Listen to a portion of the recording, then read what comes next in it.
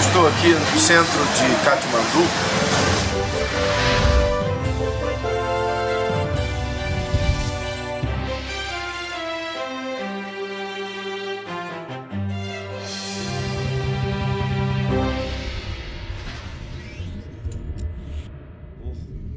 No livro de Gênesis, capítulo 12, lá no início da sua Bíblia, Gênesis, capítulo 12. Bendito é o Senhor Jesus, que nos dá vitória em todo o tempo. Leremos 3 textos, 3 versículos, neste momento inicial desta reunião tão maravilhosa. Está aí na tela, você que não tem a sua Bíblia, você pode acompanhar. E o texto diz assim: Ora, o Senhor disse a Abrão, sai da tua terra, da tua parentela e da casa de teu pai, para a terra que eu te mostrarei. Farei de ti uma grande nação, e te abençoarei, e te engrandecerei o nome, e tu serás uma bênção. Abençoarei os que te abençoarem, e amaldiçoarei os que te amaldiçoarem. Em ti serão benditas todas as famílias da terra. Amém. Se possível, feche seus olhinhos, por favor. Paizinho querido, mais uma vez, me inclino diante da tua palavra para aprender o que o teu Espírito tem a nos ensinar. E como igreja, nós nos reunimos não apenas por obrigação, e longe de nós tal coisa, mas muito mais por aquilo que cremos, por aquilo que sentimos e por aquilo que queremos de ti aprender e viver.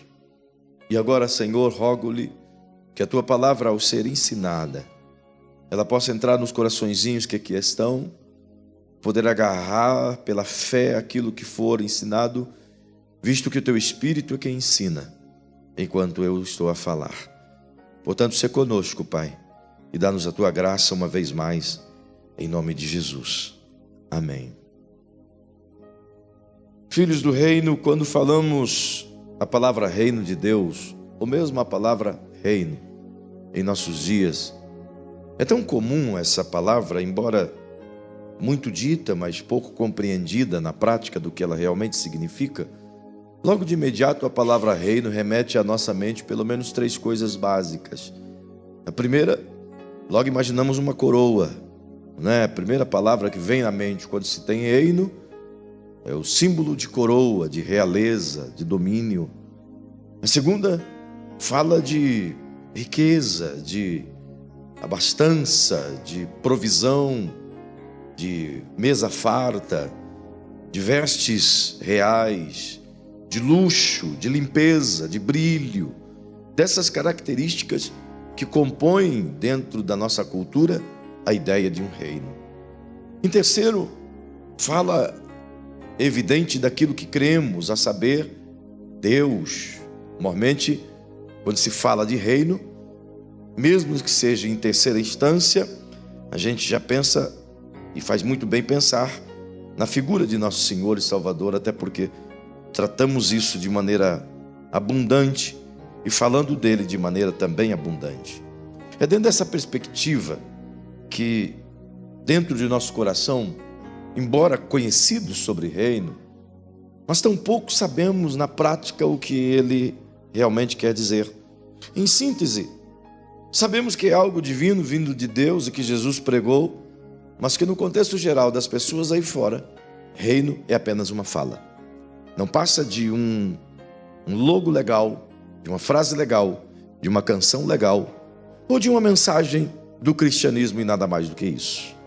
Quem sabe os mais entendidos podem levar a mente a ir um pouco além e pensar no reino milenial. escatologicamente falando, acerca de futuro. Mas o que a Bíblia nos fala sobre o reino nas palavras de Jesus é tão presente quanto as luzes que nos iluminam agora. É tão real quanto você apalpar o irmão que está aí do teu lado. É tão oportuno aprender quanto a salvação que é viva e pujante em todo o tempo. Logo percebam que reino é uma realidade que todos nós deveríamos estar aptos a ensinar o tempo todo, falar o tempo todo, não apenas conjecturar, ou quem sabe dizer o que é isso, como se pratica isso, é de praticar, é de comer ou de viver, o que é isso? Bem, isso deveria, como disse, ser a nossa principal lição. E é pensando justamente sobre essas principais lições que o Espírito Santo tem conduzido nós outros a pensar semanalmente sobre o reino de Deus, e eu creio que você não vai cansar, porque semana após semana é algo totalmente novo e diferente. A Bíblia, com os seus 66 livros, de Gênesis a Apocalipse, é a história de um reino. Tudo fala de um reino. São 3 coisas concernentes e interligadas na Bíblia inteira: reino, relacionamento e divindade. Essas 3 coisas em toda a Bíblia está relacionada. Quando se pensa num reino, logo se pensa no relacionamento com o divino, a saber, o Senhor de nossas almas. E perceba que, como a gente vem falando, nessas últimas 3 semanas vos mostrei como o Adão e a Eva e todos os seus filhos perderam a grande oportunidade e o privilégio de viverem na graça de Deus, sujeitos ao Espírito Santo, mas governando essa terra de uma forma harmônica. E como perderam, evidentemente jogaram fora o privilégio de viver a plena felicidade e nos jogaram junto com eles nesse balaio de dor do qual o mundo vive hoje. E o mundo vive em uma confusão tão plena, tão gigante, tão grotesca, tão horrível, de corrupção, de miséria, de incompatibilidade, de filosofias erradas, de escolhas erradas, em um desenfreamento moral sem precedentes, em uma ideia humana de sexualidade completamente oposta ao que é natural, em uma vivência prática de vida a 2 deturpada. É a ideia que o mundo vive hoje. E aí alguém pode perguntar: e o que fazer? Tem solução ao mundo? Sim, tem. O único jeito de o mundo melhorar é estar disposto a se submeter ao governo do Espírito Santo e estabelecer a cultura e o reino de Deus sobre a terra. Até porque o reino não é apenas uma fala, é uma cultura, é uma quantidade de princípios a serem aplicados, vividos e extraídos deles a presença do Senhor e todos os benefícios que vêm com essa presença.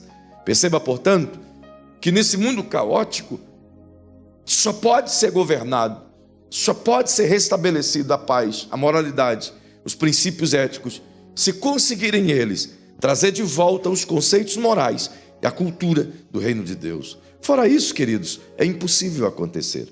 E é justamente nesse ponto que a lição de hoje há de nos conduzir dentro da ideia de que Deus planejou que Israel, logo após a queda, fosse o modelo de um reino para o mundo. Mas Israel, outra vez, fez uma escolha errada.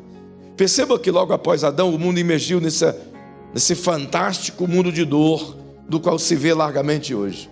Até o ponto em que no capítulo 6 o Senhor tem que praticar um ato de juízo, que você vai ver isso esclaradamente já na próxima semana, de o porquê que o juízo de Gênesis 6 veio com tanta veemência através do dilúvio. Embora nós falaremos hoje de Abraão, mas na próxima semana você vai precisar voltar um pouquinho a esse texto. Logo depois dessa destruição terrível, dessa angústia de morrer afogado, de milhões que assim se submeteram ao dilúvio, era de se esperar de que o mundo pudesse ser renascido, ser reconstruído, no mínimo com o temor do Senhor, do juízo que foi aplicado. Era no mínimo das pessoas terem tido a consciência, os filhos de Noé, por exemplo, os netos de Noé, os bisnetos, os tataranetos e toda a sequência de geração que veio após eles, eles tinham que ter colocado na cabeça deles de que Deus continuava sendo o mesmo. e que se eles de alguma maneira praticassem a mesma impiedade que os homens antes do dilúvio praticaram, Deus poderia trazer juízo sobre eles da mesma forma. Mas isso não aconteceu. Talvez eles mesmos se prevaleceram na ideia de que Deus disse a Noé, dizendo: eu nunca mais vou destruir a terra com água ou coisa parecida, mas agora eu vou fazer uma aliança com o homem para que ele creia em mim.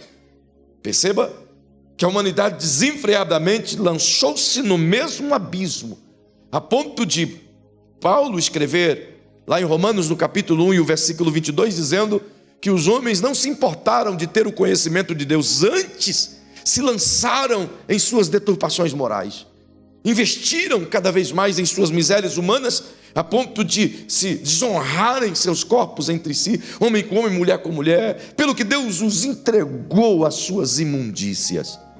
Bem, esse é o destino de todo aquele que decide afastar-se do Criador. Logo que essa humanidade se imerge outra vez em um mundo de dor e de petição, tem o Senhor o plano detalhado e disposto a iniciar um reino terreno de fé e verdade, para que este pudesse ser um instrumento de ensino para as nações. É nesse ponto que você percebe o Senhor Deus chamando Abraão, ou Abraão, como era ainda o seu nome, para ser o progenitor de uma nação extraordinária, a saber, Israel. E essa história maravilhosa, obviamente, tem o seu fim tanto que trágico, mas é dela que a gente conhece e sabe os princípios elementares do reino no qual temos que viver hoje. Tudo começou com Israel e tudo vai terminar com Israel. O reino terreno, fisicamente, começou com a proposta de Deus a Israel. Da mesma forma, no juízo final, ou na grande tribulação e posterior ao juízo final, também terminará com Israel. Perceba, portanto, que é nesse ponto que Deus chama Abraão para algo completamente novo, extraordinariamente lindo.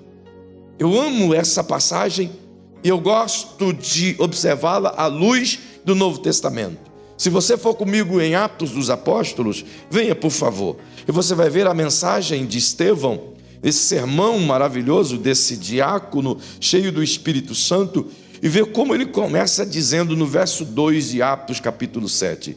Ele diz: respondeu ele: irmãos e pais, ouvi, o Deus da glória apareceu a nosso pai Abraão, estando na Mesopotâmia, antes de habitar em Harã. Perceba como ele demonstra, ele diz, um vislumbre de um Deus soberano, eterno, imutável, o Deus da glória. Mas permita conjecturar com você algumas coisas a partir do Abrão, para você entender o porquê que Estevão disse isso. Abrão morava em uma cidade às margens do Eufrates, Ur dos Caldeus, em uma região chamada Mesopotâmia.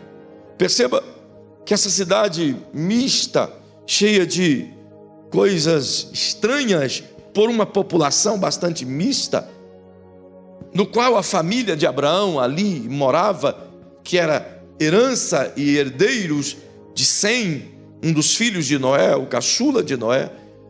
Estes viviam em uma terra um tanto que diferente do contexto que Abraão recebe o chamado. Por quê? Porque Ur era uma cidade completamente idólatra.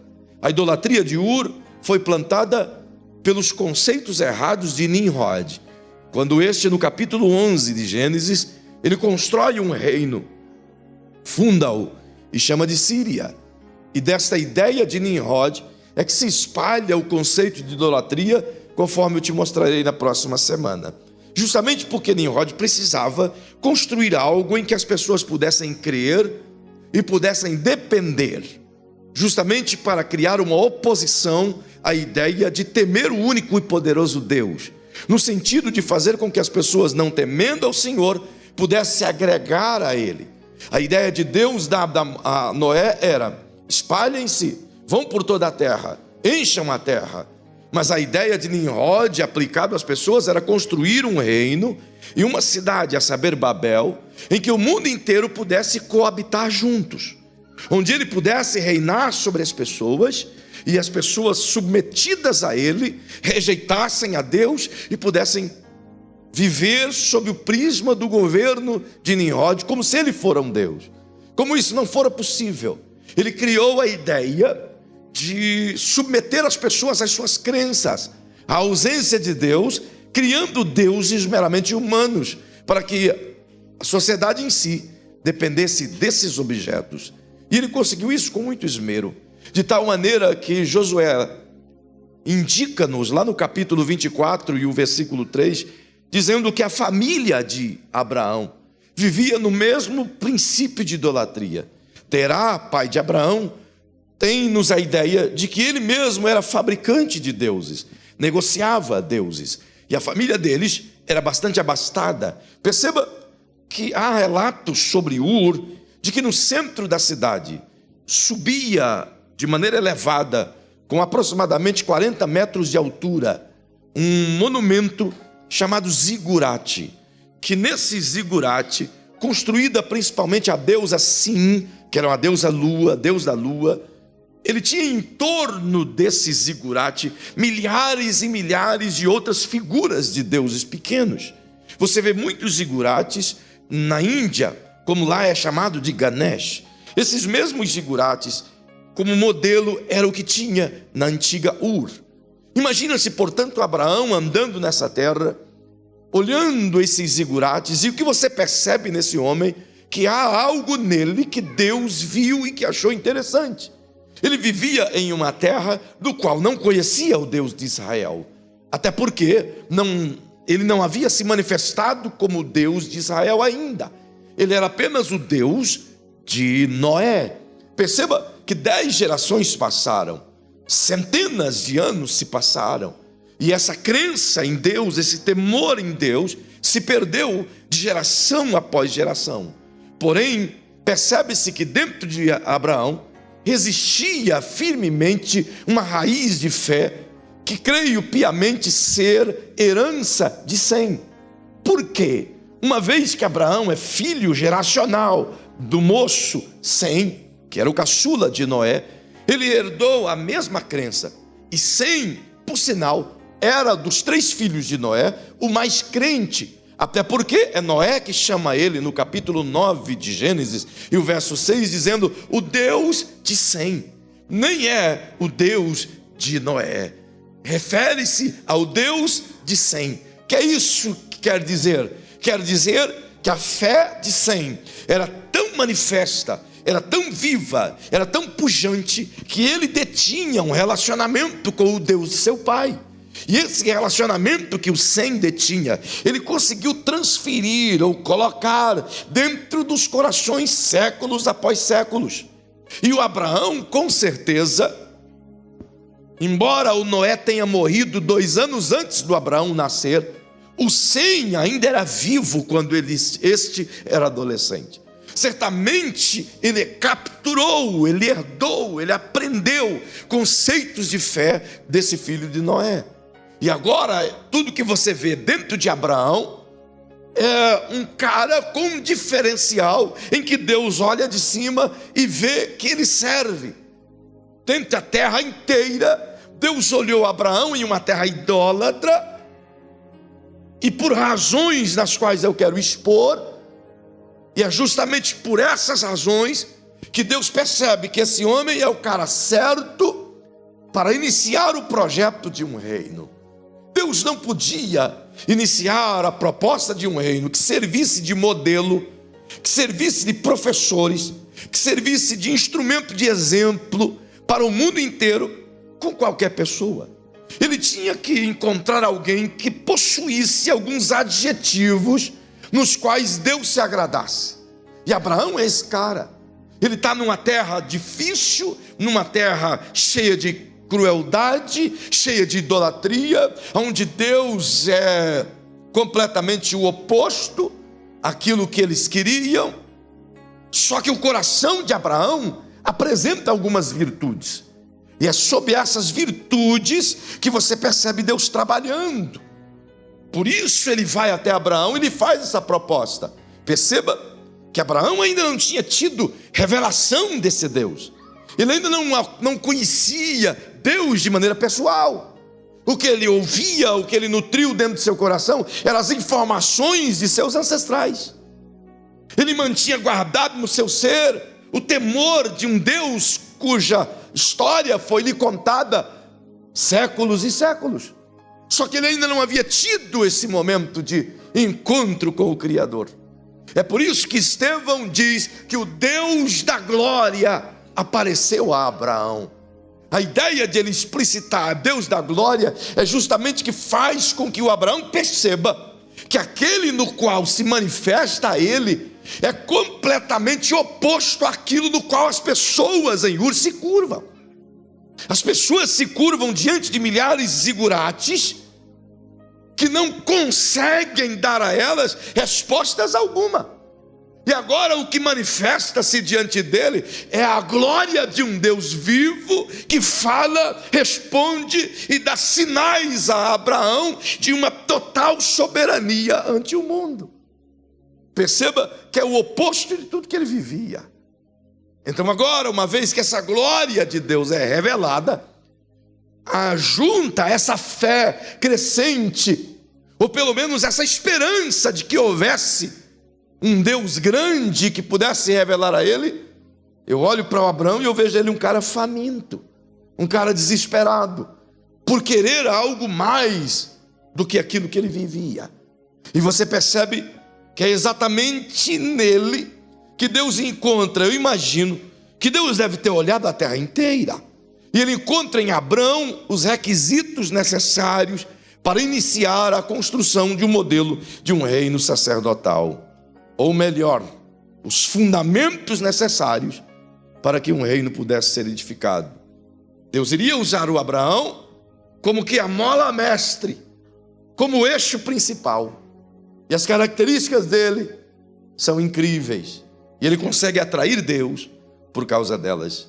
A primeira característica de Abraão, que eu vejo exatamente nesse texto, do capítulo 12 de Gênesis e o verso 1, é que o Abraão possuía um coração completamente inconformado. Ele era um cara que vivia num mundo hostil, num mundo idólatra, num mundo que tudo favorecia, mas que ele não se conformava. Ele era um cara que não se curvava, e você não vai ver em lugar algum da Bíblia qualquer citação que diga que o Abraão tenha praticado a mesma coisa que o seu pai Terá praticou. Mas você encontra vertentes muito claras da vida de Abraão, demonstrando que aquele ambiente o deixava transtornado, que estar em Ur deixava ele completamente transtornado. Embora a fabricação dos deuses de seu pai certamente lhe deu recursos, mas isso não significa que ele concordava com aquela idolatria. Ao contrário, Deus se revela a ele justamente porque vê nele um coração inconformado. Eu gosto de pensar sobre isso, porque todas as vezes que você encontra alguém sendo usado por Deus, seja no Antigo Testamento ou seja no Novo Testamento, a primeira coisa que você vai ver no coração dessa pessoa é um sentimento de inconformismo. Pode perceber, mesmo nos nossos dias, quando você encontra alguém sendo muito usado por Deus, é alguém que decidiu não se conformar com os padrões que o mundo impõe. É alguém que decidiu não se conformar com o modelo de vida em que as pessoas têm. É alguém que decidiu não se conformar com o tudo legal em que aparentemente a vida propõe. Pode notar isso. Abraão era esse tipo de figura. E é exatamente por isso que você percebe o apóstolo Paulo, lá em Romanos, no capítulo 12 e o verso 2, conclamando a igreja a se levantar e não se conformar. Ele diz e espera que a gente faça isso: não vos conformeis com esse mundo.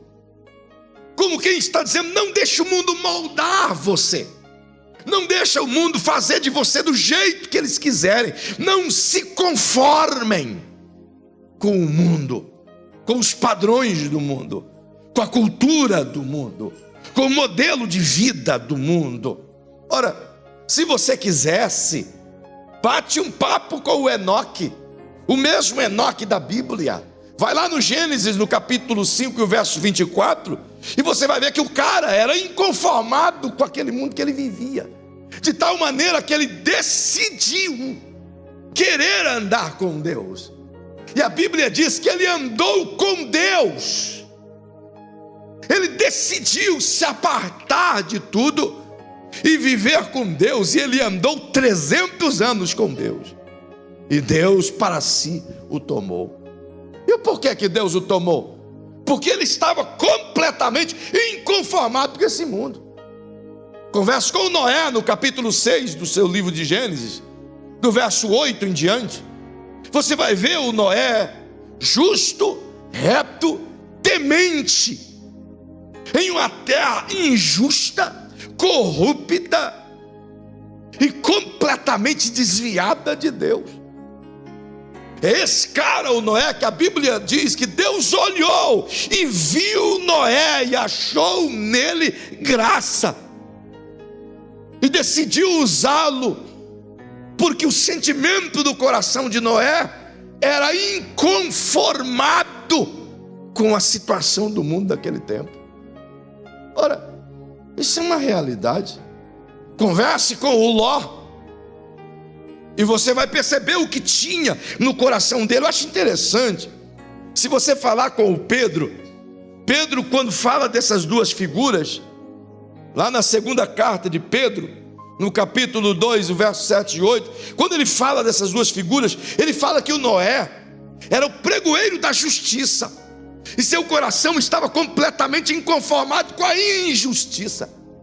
Quando ele fala do Ló, ele diz que o Ló se afligia todos os dias, sentia aflição pelas circunstâncias todos os dias. Converse com o Jacó e você vai perceber como ele se sentia na casa do opressor Labão, que vivia cheio de deuses e praticando imoralidades e corrupções. Ora, são tantos que eu poderia passar horas aqui falando com você. Você poderia perguntar ao José como é que era viver em uma terra dominada por feitiçaria. Você poderia conversar com Moisés e perguntar para ele como é que era viver e ver os seus irmãos sendo escravizados. Ele ia dizer: eu fiquei tão inconformado que certo dia eu matei um egípcio na tentativa de libertá-los. Converse com Gideão e você vai ver o que ele te responde. Ele vai dizer: até quando, Senhor? Até quando a gente vai ser vítima desses midianitas? Converse com Jefté, converse com Débora, converse com qualquer um desses líderes, converse com o Elias, com o Eliseu, com o Amós, converse com o próprio Pedro, com o próprio João, e você vai ver que eles estavam inconformados, e Deus encontra gente assim. É um elemento necessário para a edificação de um reino. Ou por que é que você acha que Deus procurou estabelecer uma igreja primariamente com pessoas inconformadas? Justamente porque são estes que estão dispostos a se colocar na brecha por alguma razão. Dá uma olhadinha para quem está perto de você e diga qual é o seu posicionamento diante de tantas atrocidades. Conformar-se ou dizer basta? Ele era um cara inconformado. É o primeiro fundamento para a edificação de um reino. Para edificar Israel como uma nação que servisse de modelo, Israel precisava estar fundamentada sobre um sentimento de viver no mundo de inconformismo. Sendo eles uma nação sacerdotal, tinha que ser possuidores de um sentimento de que assim não dá para ficar, de querer mudar o mundo. Essa é a ideia de Deus. Perceba, portanto, que no mesmo texto me leva o Senhor a perceber que ele olha para o Abraão, porque dentro dele, ainda que aparentemente escondida, ele possuía uma fé convicta, plenamente convicta. Sabe, se tem uma coisa linda que eu olho para esse homem, e se você quiser estudar a figura do Abraão, irmão, esse cara é extraordinário. Pensa num idoso extraordinário. Esse homem tinha uma fé tão pujante, mesmo sem conhecer Deus ainda. Deus viu que havia nele um coração que guardava uma fé, e que a revelação de Deus ia fazer essa fé brotar. Isso é tão real, tão prático, que você não vai ver em lugar nenhum da vida de Abraão, qualquer momento que ele diga: Deus, por quê? Qualquer coisa que Deus diga para ele: Abraão, faça isso, ele não pergunta nada, ele diz: beleza. Tudo que Deus disse, ele creu. Pensa num homem com uma fé pujante. Acho incrível, isso é maravilhoso. Olha o que o apóstolo Paulo fala dele, lá no capítulo 4 de Romanos. Vem comigo lá para você fundamentar a sua fé também. Romanos capítulo 4, olha os versos 3 e o verso 5. Diz a Bíblia, o que diz a Escritura: Abraão creu em Deus, e isso lhe foi imputado para a justiça. O verso 5: não obstante, aquele que não trabalha, mas crê naquele que justifica o ímpio, a sua fé lhe é imputada como justiça. Perceba que o Abraão, ele creu em Deus quando ninguém creu. Quando ninguém mais cria, ele creu. Isso é militar contra o mundo. Você imagina hoje o mundo com 7,2 bilhões de pessoas. E 7,2 bilhões de pessoas dizer para você: não cremos em Deus. E você unicamente, com todas as provas cabais de não crença, passar a crer em Deus. Já pensou? É isso que o Abraão fez. Quando ninguém creu, ele cria. Quando todos se curvavam aos zigurates, ele virava a cabeça. Ele não cria naquelas coisas, mas cria que havia um Deus superior em cima dele. É interessante que esse cara creu quando na verdade tinha todos os motivos do mundo para não crer. Todos. Ele nunca tinha visto Deus, para começar. Nunca tinha ouvido Deus falar com ele. Nunca. Já havia passado quase 1 milênio de quando o dilúvio havia acontecido. As lembranças do dilúvio tinham desaparecido. Tudo à sua volta tinha outras crenças. Seu pai, sua referência, tinha outra crença. Nimrod havia apagado a lembrança de Deus da história da humanidade. E além do mais, eles enriqueceram vendendo outros deuses. Então ele tinha que crer agora contra aquilo que deu riqueza para eles. Já pensou? Tinha todos os motivos do mundo para não crer. Mas acho incrível que esse homem tinha uma fé tão pujante, que Deus disse a ele, no momento em que o chama: Abraão, sai da tua terra, da tua parentela, e vai para um lugar que eu te mostrarei. Eu vou te abençoar grandemente, vou lhe dar um nome conhecido, e vou fazer de você uma grande nação.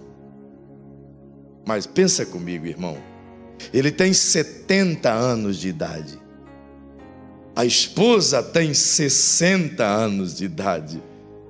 Ontem Nós conversávamos sobre isso, eu e pastor Eli, pastora Marley, as mulheres com toda a engenhosidade de Deus, os seus óvulos começam a se perder e não mais ter condições de gerar a vida.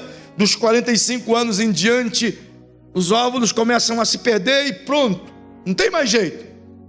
Agora imagina com 60 anos.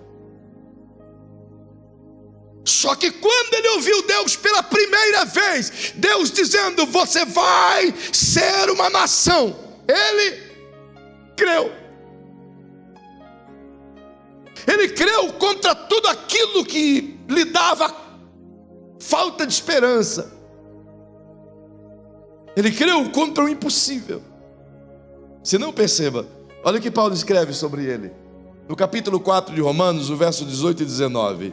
Lindo texto. Thanks, my brother. Diz: o qual em esperança creu contra a esperança, que seria feito pai de muitas nações, conforme o que lhe fora dito, assim será a sua descendência. E não enfraqueceu na fé, nem atentou para o seu próprio corpo amortecido, pois era já de quase 100 anos, nem tampouco para o amortecimento do ventre de Sara. Vem cá, quando Deus te faz uma promessa, vocês são sabedores disso. Aí você agarra a promessa de Deus e começa a crer e esperar a promessa.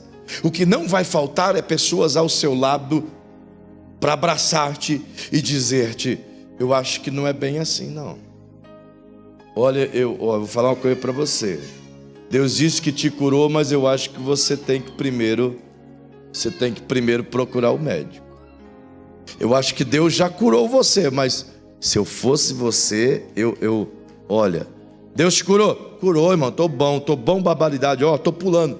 Mas eu acho que ainda assim você tem que, procurar o médico, continua, faz todo o tratamento, viu? Para não perder, porque vai que, né? Vai que, não é assim? Deus te ministra no coração, creia! E o diabo pega o teu irmão para roubar a mesma palavra da fé. Do mesmo jeito que você está aqui agora, se enche de esperança, se enche de fé. Quando termina o culto, descendo as escadas, a tua mente te lembra do que te disseram ontem. Aí você diz: é mesmo. E é mesmo. Entende? Crer contra a esperança é olhar para o impossível e dizer: Deus é poderoso para fazer isso.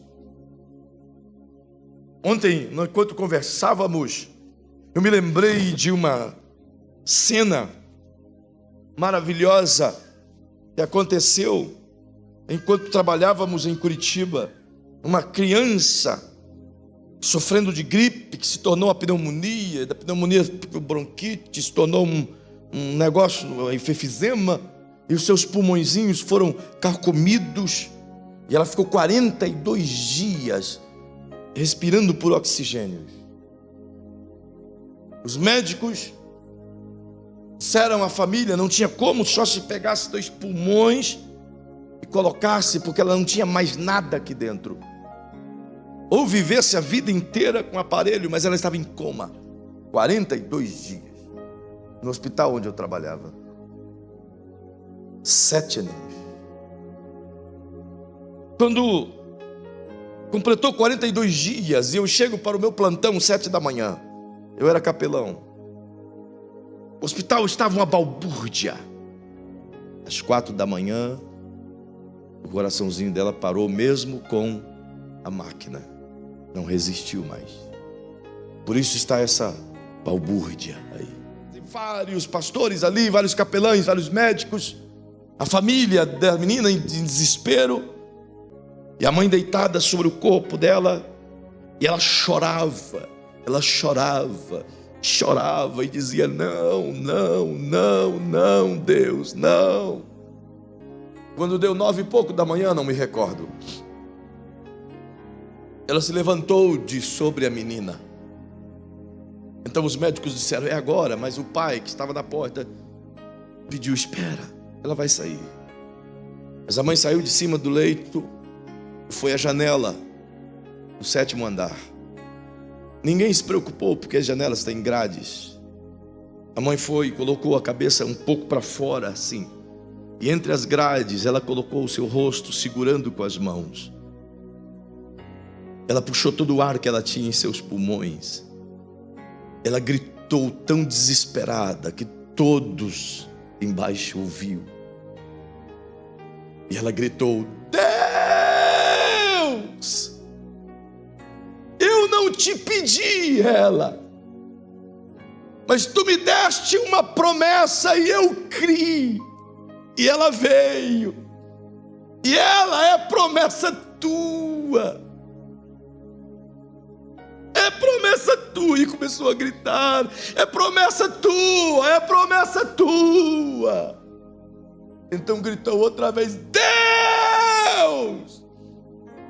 E a menina tossiu.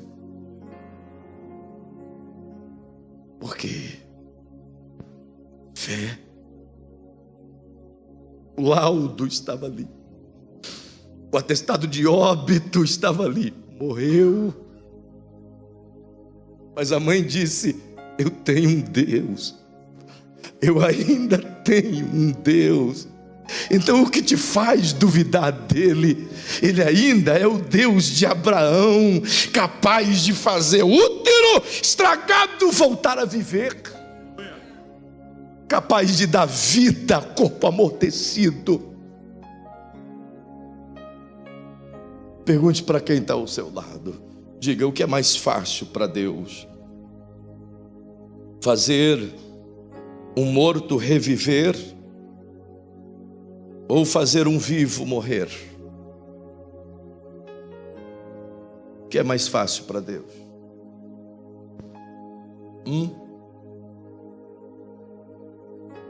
O que é mais fácil para Deus? Diga. É igual. Então o que é mais fácil para você? Pergunte. O que é mais fácil para você? Fazer um vivo morrer ou fazer um morto viver? Qual é mais fácil para você? Nós somos capazes de fazer um vivo morrer, mas Deus é capaz de fazer um morto viver. E todos os dias nós somos capazes de matar as pessoas à medida que matamos-lhes a fé. Deveríamos ter o cuidado de, ao invés de semear uma dúvida, semear uma palavra de fé. Mas é mais fácil semear um será. E é. Será, irmão? Se tem uma coisa que a gente aprendeu ao longo da vida, eu acho que falamos mais do que qualquer outra palavra, é e se? É ou não é verdade? Não, dá uma olhadinha pro bonitão aí pertinho de você e diga assim: e se? Hã? Por quê, irmão? Por quê? Se temos tantos exemplos, queridos, temos tudo exposto aqui. Eu estou apenas no segundo fundamento. E eu não tenho nem como continuar. Só para você ter uma ideia do que Deus deu sobre esse texto, sobre esse versículo. São 7 fundamentos, 16 testes, 8 lições, 5 disciplinas, 21 práticas nesse versículo. Não dá para mim falar tudo isso. Mas o dia em que você puder ler isso aqui, e você puder estudar isso aqui, você vai dizer: eu preciso pelo menos sugar um pouco do que esse cara tinha. Que quero terminar aqui essa noite, tentar te levar. O Deus que escolheu Abraão, dizendo: esse cara tem um fundamento que eu preciso, uma fé que não vai vacilar, uma fé que não vai fracassar. E sabe de uma coisa? O Abraão foi submetido a 16 testes da fé. 16 testes da fé. Em 16 testes, ele fracassou em 5. Fracassou em 5, mas venceu em 11. O maior teste da fé de Abraão foi quando Deus lhe disse: pega o teu único filho, a quem você ama, e mata-o a mim.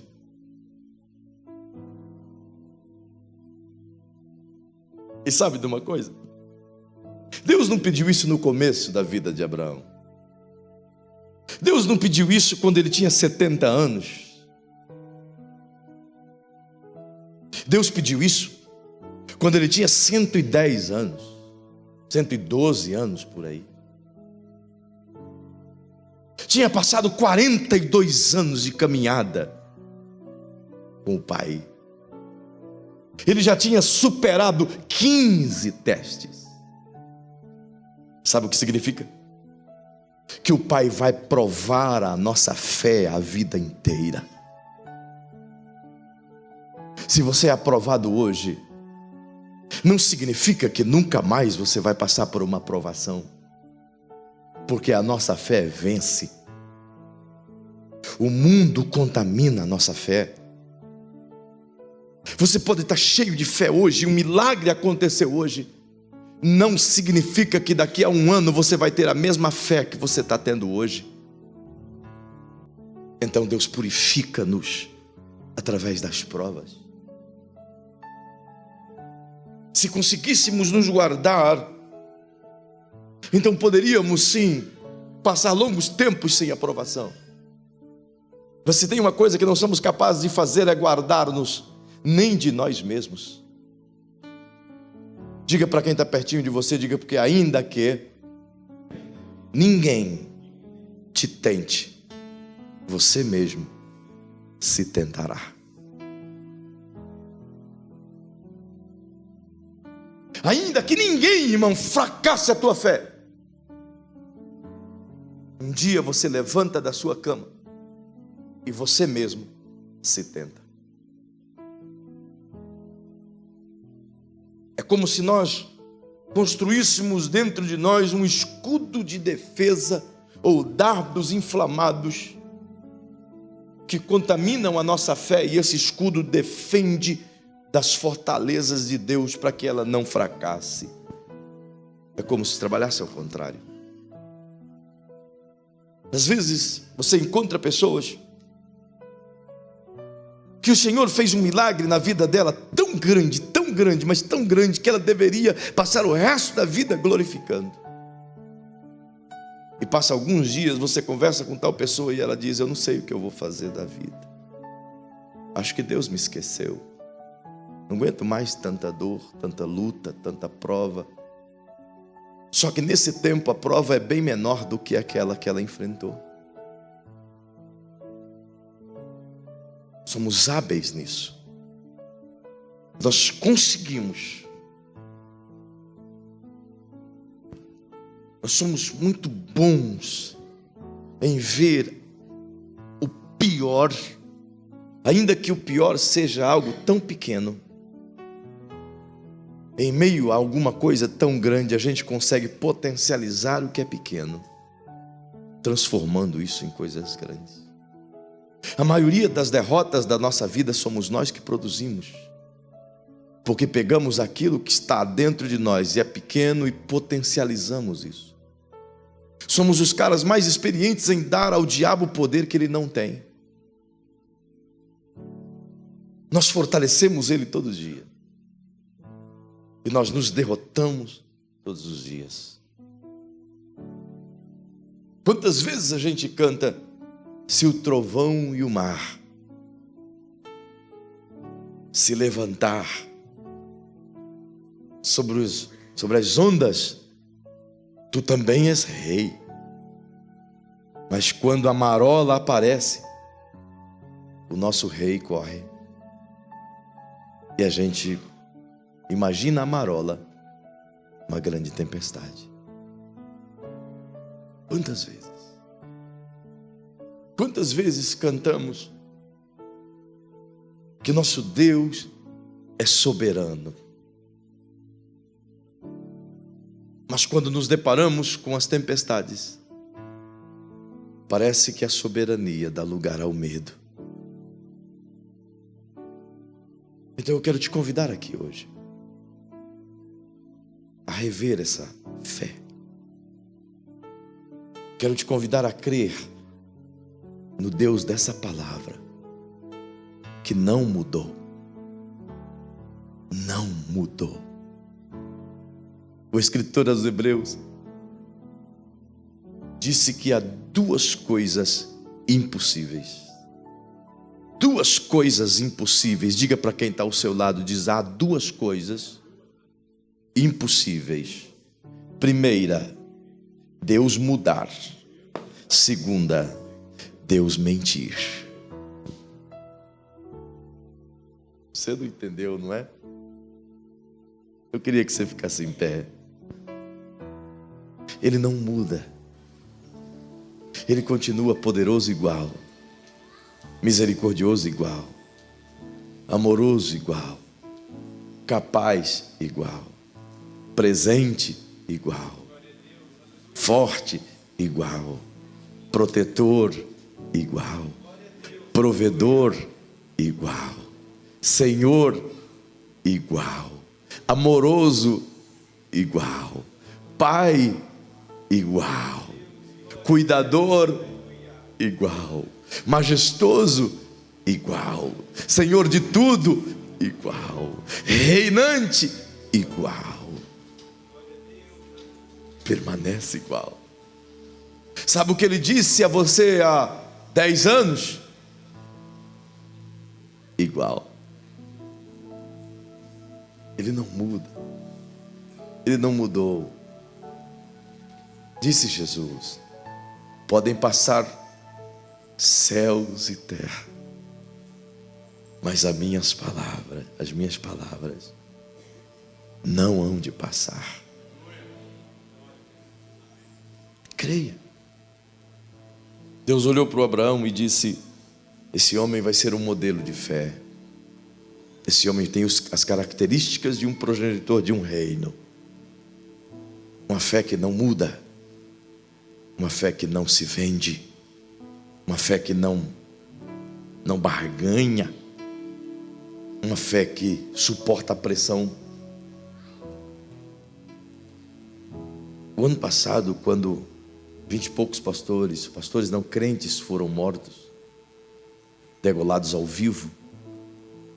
Se você procurar esses vídeos, você vai ver muitos deles, alguns falando em inglês, outros falando em urdu.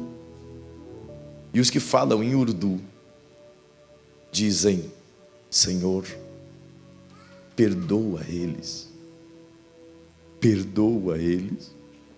eles ainda não te conhecem. Que fé que suporta uma pressão dessa?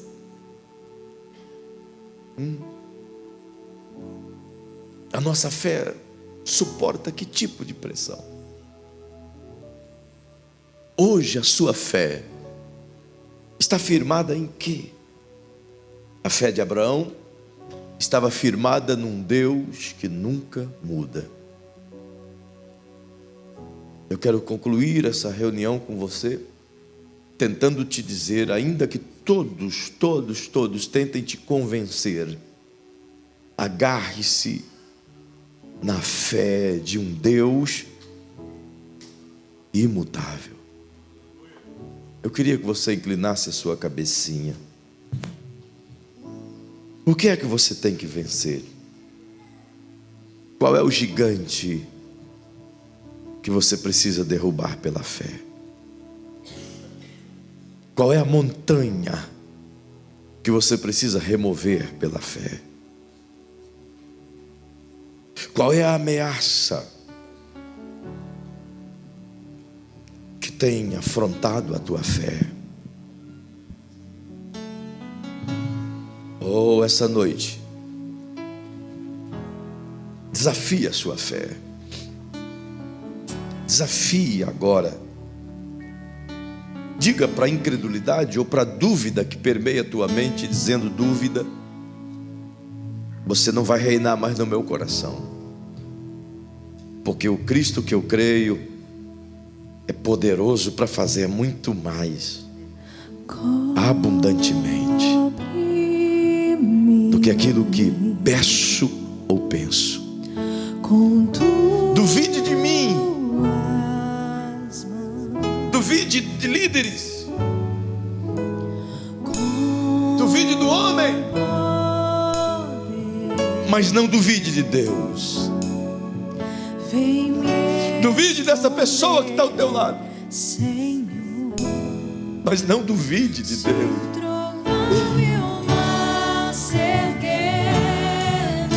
Não duvide do meu Deus. Sobre a tempestade eu vou. Não duvide do meu Deus. Sobre as águas tu também descer.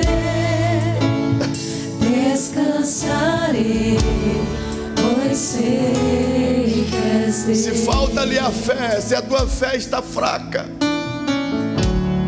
se teu coração recebe a dúvida, eu te convido a unir comigo agora, a você sair do seu lugar. Vamos nos unir em fé. Eu quero orar com você pela fé. Eu tenho fé nesse Deus. Eu sei em quem tenho crido. Eu sei em quem tenho crido. Então eu te convido agora. Se está sentindo só, fraco, vazio, eu te convido a sair do seu lugar e venha orar comigo aqui agora. Pela fé. É pela fé. É pela fé. É pela fé. Oh, aleluia. Em Cristo Filho se o trovão e o mar cercando vem, sobre a tempestade eu vou a ele. Não importa o tamanho das ondas, vem orar comigo, vem. Não importa o tamanho da tua dor, da tua luta, vem orar. Sai do teu lugar e vem.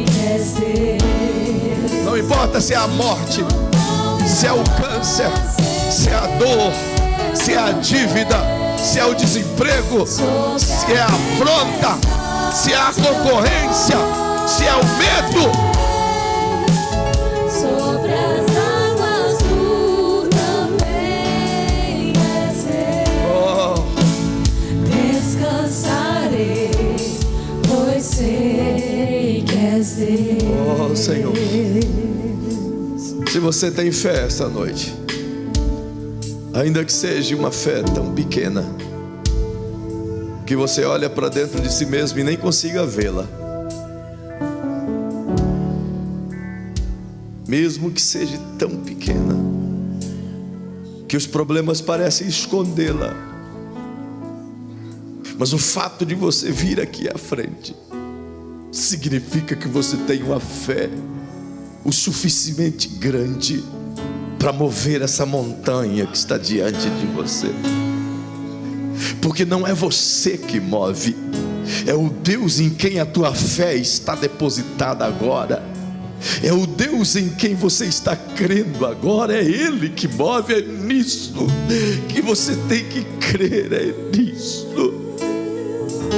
Eu peço a todos orarem comigo agora. E você que está na nave da igreja, que não veio, você que está aí, mas que tem fé, então une-se conosco em oração agora. Eu peço aos pastores, me ajude a orar por essas pessoas. Imponham as mãos, pastores, pastoras, quem puder, ajude-me em oração agora.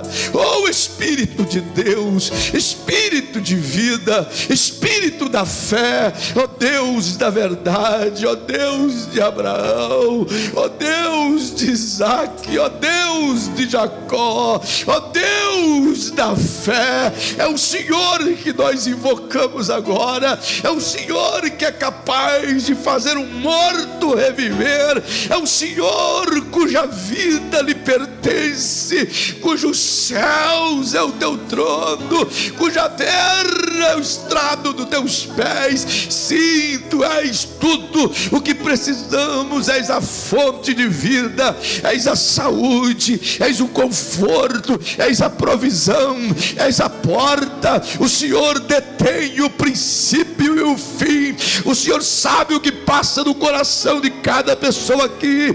O Senhor sabe o quanto ela sofre. O Senhor sabe a dor que sente. O Senhor sabe a dúvida que ela tem. Ela não quer ter essa dúvida. Ele não quer ter essa dúvida. Então enche o coração dele de fé. Espírito Santo, dá o dom da fé a pessoas aqui esta noite. Derrama a tua fé. Espírito Santo, aumenta a fé dessas pessoas, de modo que elas vençam, de modo que elas protegem a si mesma dessas articulações malignas que lhes roubam a esperança. Espírito de Deus, e agora pela fé, entra nesse corpo febril, entra nessa vida agora, Espírito Santo, e traz saúde onde está doente, traz a saúde onde está a dor, traz a vida onde está a morte, traz, Senhor, a paz onde está a angústia, traz a tua presença onde está o vazio. Vem, Espírito Santo, aplana esse caminho, acalma essa tempestade, acalma esse vento. Abre a porta para essa família, abre as portas financeiras para as pessoas aqui esta noite. Tu és o Deus provedora. Tu disse a Abraão que tu és o Jeová Jiré, tu és o Deus presente, e é em ti que confiamos. Não temos outro Deus além de ti, Senhor. Não nos inclinamos a zigurates, não firmamos a fé em coisas humanas, mas a nossa fé está em ti, que fez os céus e a terra. E é exatamente por isso, Senhor, que tomamos posse agora, que esse mar vai se abrir agora, que essa cura está chegando agora, que essa vida está vindo agora. Sim, Senhor, é exatamente por isso que declaramos pela fé que tudo vai dar certo. Então, em nome de Jesus, declare o impossível agora. Tenha fé e declare o impossível agora. Declare que você está curado agora. Declare que a porta está aberta. Não declare que ela vai se abrir. Declare está aberta. Declare: eu tenho um emprego, eu tenho uma promoção, eu tenho uma vitória, eu tenho agora. Recebe pela fé, declara pela fé, vença pela fé, ande pela fé, creia pela fé, louve pela fé, viva pela fé, cante pela fé. Mas tu também és rei.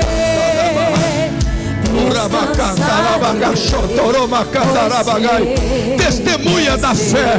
Vai em alguém que você conhece, que conhece o teu problema, e diz: você vai ver a minha vitória. Você vai ver a minha vitória. Declare, declare, declare, declare. Porém, sobre as águas tu também és rei. Dá um abraço em quem você puder e diga para essa pessoa: ei, você vai ver a minha vitória, e juntos vamos glorificar a Deus.